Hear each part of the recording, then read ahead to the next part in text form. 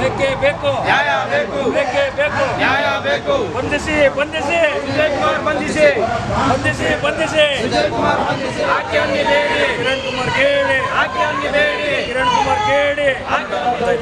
ಮೊದಲನೇದಾಗಿ ಕಂದಾಯ ಇಲಾಖೆ ಮತ್ತು ಗ್ರಾಮೀಣಾಭಿವೃದ್ಧಿ ಪಂಚಾಯತ್ ರಾಜ್ ಇಲಾಖೆ, ಗೃಹ ಇಲಾಖೆ, ಶಿಕ್ಷಣ ಇಲಾಖೆ ಮತ್ತು ಲೋಕೋಪಯೋಗಿ ಇಲಾಖೆಯ ಒಂದು ಈ ಅಕ್ರಮ ಚಟುವಟಿಕೆಗಳ ಬಗ್ಗೆ ಮತ್ತು ಕಾನೂನು ಬಾಹಿರವಾಗಿ ನಡೆದಿರುವಂಥ ಅವ್ಯವಹಾರಗಳನ್ನು ಖಂಡಿಸುವ ವಿರುದ್ಧವಾಗಿ ನಾವು ಹೋರಾಟವನ್ನು ಮಾಡಿದ್ವಿ. ಬಂಧುಗಳೇ, ಒಂದು ಶಿಕ್ಷಣ ಇಲಾಖೆಯಲ್ಲಿ ತಗೊಂಡ್ರೆ ಒಂದು ಸೆಂಟ್ ಜೇಮ್ಸ್ ಎಂಬ ಒಂದು ಇಂಗ್ಲೀಷು ಶಾಲೆಯನ್ನು ನಡೆಸ್ತಾ ಇದ್ದಾರೆ. ಕೆಲವು ಕಿಡಿಗೇಡಿಗಳು ಸೇರಿಕೊಂಡು ಅದರಲ್ಲಿ ಇವನು ಬಂದ್ಬಿಟ್ಟರು ವಿನೋದು, ವಿಲ್ಸನ್ ರೆಡ್ಡಿ, ಜೆಸಿಂದಾ, ರಾಬೋಟು, ವಿನೋದು, ಜಸ್ಮಿನ್ ಮತ್ತು ಅರ್ಚನಾ ಇನ್ನಿತರರು ಸೇರ್ಕೊಂಡು ದುಡ್ಡು ಮಾಡೋಕ್ಕೋಸ್ಕರ ಇವರೆಲ್ಲ ರೆಡ್ಡಿ ಸಮುದಾಯಕ್ಕೆ ಅಂತ ಸೇರಿರುತ್ತವರು ಕ್ರಿಶ್ಚಿಯನ್ಗೆ ಮತದಾರ ಹೊಂದಿಕೊಂಡು ಅಲ್ಲಿ ಸುಮಾರು ಸರ್ಕಾರಿ ಜಾಗಗಳನ್ನು ಲೂಟಿ ಮಾಡಿಕೊಂಡು ಸೆಂಟ್ ಜೇಮ್ಸ್ ಶಾಲೆಯ ಮುಖ್ಯಸ್ಥರಾದಂಥ ಜಸಿಂದಾ ಮತ್ತು ವ್ಯವಸ್ಥಾಪಕರಾದಂಥ ಕಿರಣ್ ಕುಮಾರ್ ಇವರೆಲ್ಲ ಸೇರಿಕೊಂಡು ಅಲ್ಲಿ ಲೂಟಿ ಮಾಡ್ತಾರೆ. ಕಾನೂನು ಚೌಕಟ್ಟಲ್ಲಿ ಕೆಲಸ ಮಾಡಿದ್ದಾರೆ. ಆಮೇಲೆ ಕಾನೂನನ್ನ ಮಿತಿ ಮೀರಿ ಹೆಚ್ಚಿನ ಡೊನೇಷನನ್ನು ಮಕ್ಕಳಿಂದ ತಗೊಂಡು ಮಕ್ಕಳಿಗೆ ಮೋಸ ಮಾಡ್ತಾರೆ. ಆಮೇಲೆ ಅಲ್ಲಿ ಮಂಜುಳಾ ಎಂಬ ಒಬ್ಬ ಶಿಕ್ಷಕಿ 13 ವರ್ಷಗಳ ಕಾಲ ಅಲ್ಲೇ ವ್ಯಾಸಂಗ ಮಾಡ್ಕೊಂಡು ಮಕ್ಕಳಿಗೆ ಬೋಧನೆ ಮಾಡ್ಕೊಂಡು ಬರ್ತಾಯಿದ್ರೆ ಅಂಥವ್ರನ್ನ ಏಕಾಏಕಿ ವರ್ಗಾವಣೆ ಮಾಡಿದ್ದಾರೆ. ಯಾಕೆ ವರ್ಗಾವಣೆ ಮಾಡಿದ್ದಾರೆ ಖಂಡಿಸಿದಾಗ ಆಯಮ್ಮನ ಮೇಲೆ ಜಾತಿ ನಿಂದನೆ ಮಾಡಿ ಅವ್ರಿಗೆ ದೌರ್ಜನ್ಯ ಮಾಡಿದೆ. ಈ ವಿಚಾರದಲ್ಲಿ ಅಮೃತಹಳ್ಳಿ ಪೊಲೀಸ್ ಸ್ಟೇಷನ್ ದೂರು ನೀಡಿದ್ರು ಸಹ ಪೊಲೀಸ್ ಅಧಿಕಾರಿಗಳು ಅವ್ರ ಮೇಲೆ ದೂರನ್ನು ದಾಖಲಿಸಿದ್ದಾರೆ. ಎಲ್ಲನೂ ಆ ಸೆಂಟ್ ಜೇಮ್ಸ್ ಅವ್ರಿಗೆ ಹೆಲ್ಪ್ ಮಾಡ್ತಾರೆ ಅಮೃತಹಳ್ಳಿ ಪೊಲೀಸ್ ಅಧಿಕಾರಿಗಳು.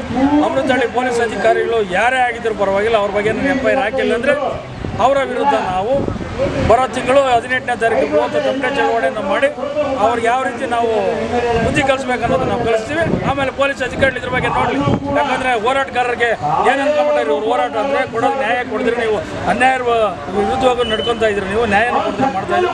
ಅದನ್ನು ನಾವು ಖಂಡಿಸಿ ನಂತರ ಬಂದ್ಬಿಟ್ಟು ಪೊಲೀಸ್ ಇಲಾಖೆಯಲ್ಲಿ ಬಾಗ್ಲೂರು ಪೊಲೀಸ್ ಸ್ಟೇಷನಲ್ಲಿ ನಡೀತಿರುವಂಥ ದೌರ್ಜನ್ಯ, ದಲಿತರ ಮೇಲೆ ಸುಳ್ಳು ಕೇಸುಗಳು, ದಲಿತರ ಮೇಲೆ ಹಲ್ಲೆ ಮಾಡಿ ಆಪೋಸಿಟ್ ಅವ್ರಿಗೆ ಸರಿಯಾದಂಥ ರೀತಿಯಲ್ಲಿ ನ್ಯಾಯ ಕೊಡ್ತೀರಾ, ನಮ್ಮ ವಿರುದ್ಧ ಯಾರು ಬರ್ತಾರೆ ಅವ್ರ ಹತ್ರ ಕೌಂಟರ್ ಕ್ಲೇಮ್ ತಗೊಂಡು ಕಂಪ್ಲೇಂಟ್ ಕೊಡೋದು. ಆಮೇಲೆ ಅಮಾಯಕರಾದಂಥ ನಮ್ಮ ಫ್ಯಾಮಿಲಿಯವ್ರ ಮೇಲೇ ಸುಳ್ಳು ಮೊಕದ್ದಮೆಲ್ಲ ಜೈಲಿಗೆ ಕಳಿಸೋದು ಇವೆಲ್ಲ ಮಾಡ್ತಾರೆ. ಈಗ ಬಂದಿರತಕ್ಕಂಥ ಕಶಿಲ ಅವರು ಸರ್ಕಾರದವರು ಅಧಿಕಾರಿ ಆಗಿದ್ರು ನಮ್ಗೆ ಬೇಜಾರಾಗ್ತದೆ. ಅವ್ರಿಗೆ ಹೇಳ್ಕೊಳಕ್ಕೆ ನಮ್ಗೆ ನಾಚಿಕೆ ಆಗೋದು, ವಿಚಾರಗಳು ಗೊತ್ತಿಲ್ಲ ಅವ್ರಿಗೆ ಅಂಥವ್ರು ತಗೊಂಬಂದ್ಬಿಟ್ಟು ಇದು ಮಾಡೋರೆ. ಇನ್ನೇನು ಸಹ ಅವ್ರು ಟ್ರಾಫಿಕಲ್ಲಿ ಇದೆ, ಅದೇ ಜಾಗದಲ್ಲಿದ್ದರು. ಒಂದು ಮಾಡಿ ಮೇಲೆ ಇದೆ, ಒಂದು ಕೆಳಗಡೆ ಇದೆ. ಮೇಲೆ ಟ್ರಾಫಿಕ್ ಪೊಲಿಟೇಷನ್ನು ಕೆಳಗಡೆ ಲ್ಯಾಂಡ್ ಮಾಡಿದ್ರು.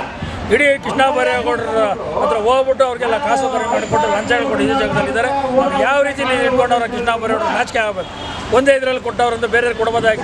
ಯಾಕಂದ್ರೆ ದುಡ್ಡು ಲೂಟಿ ಮಾಡಿ ಎಲ್ಲ ಇರೋರ್ನೆಲ್ಲ ಹಾಕ್ಕೊಂಡು ಲೂಟಿ ಮಾಡ್ತಾರೆ. ಸುಮಾರು 18 ವರ್ಷಗಳಿಂದನೂ ಕೆಲವು ಅಧಿಕಾರಿಗಳಲ್ಲೇ ಬೆಳೆದೋಗ್ಬಿಟ್ಟಿದ್ದಾರೆ. ಇನ್ನು ಕಂದಾಯ ಇಲಾಖೆಯಲ್ಲಿ ಭಾಳ ಹಗರಣಗಳಾಗ್ತಾಯಿದೆ. ಕೃಷ್ಣ ಬೈರೇಗೌಡ ಕಾಣಿಸಿ ಎಲ್ಲ ಕಡೆಯವ್ರಿಗೂ ನ್ಯಾಯ ಕೊಡ್ತವ್ರೆ. ಅವ್ರ ಮನೆಯಲ್ಲಿ ಜೀಪ್ ಹಂಚ್ಕೊಳಕ್ಕೆ ಅವ್ರ ಕೈಲಿ ಆಗ್ತಾಯಿಲ್ಲ.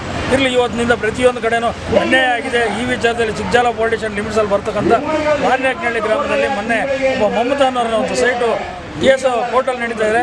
ಅವ್ರ ಮೇಲೆ ದೌರ್ಜನ್ಯ ಎಸಗಿ ಏಕಾಏಕಿ ಸೈಟ್ ಕಿತ್ಕೊಂಡು ಒಬ್ಬ ವೀಣಾ ಮತ್ತು ಲಕ್ಷ್ಮೀನಾರಾಯಣನವರು ಅವ್ರ ವಿರುದ್ಧವಾಗಿ ಚಿಕ್ಕಜಾಲ ಪೊಲಿಟೇಷನ್ ದೂರ ಆಗಿದೆ. ಇವತ್ತು ದೇವನಹಳ್ಳಿ ACP ಬರೋಕ್ಕೆ ಕೇಳ್ತಾ ಇದ್ದಾರೆ. ಬಂದದೇನಿದೆ ನಿಮ್ದೆಲ್ಲ ಇತ್ಯರ್ಥ ಮಾಡ್ತೀವಿ ಅಂತ ಹೇಳೋರು. ಇವತ್ತೇನೋ ಇತ್ಯರ್ಥವನ್ನು ಮಾಡಲಿಲ್ಲ ಅಂದರೆ ಅವ್ರ ಫೋಟೋ ಸಮೇತ ಇವತ್ತೆಲ್ಲ ಕಡೆನೂ ಪ್ರಚಾರಕ್ಕೆ ಬಂದು ಈ ಅವರ ವಿರುದ್ಧ ಹೋರಾಟ ಮಾಡೋದಕ್ಕೆ ನಾವು ವ್ಯವಸ್ಥಿತ ಹೋರಾಟ ಮಾಡ್ತೀವಿ ಅಂತ ಹೇಳ್ತಾ ನಾನು ಈ ಒಂದು ಸರ್ಕಾರಕ್ಕೆ ಎಚ್ಚರಿಕೆ ಕೊಡ್ತಾ ಇದ್ದೀನಿ. ಸರ್, ಎಷ್ಟೇ ಮನವಿ ಎಷ್ಟೇ ಇದನ್ನು ಕೊಟ್ಟರು ಸರ್ಕಾರ ಎಚ್ಚೆತ್ಕೊಳ್ಳಲ್ಲ, ಮತ್ತು ನಿಮ್ಮ ಮನವಿನ ಯಾವ ಪುರಸ್ಕೃತ ಆಗೇ ಇಲ್ವಲ್ಲ ಸರ್ ಇಲ್ಲಿವರೆಗೂ?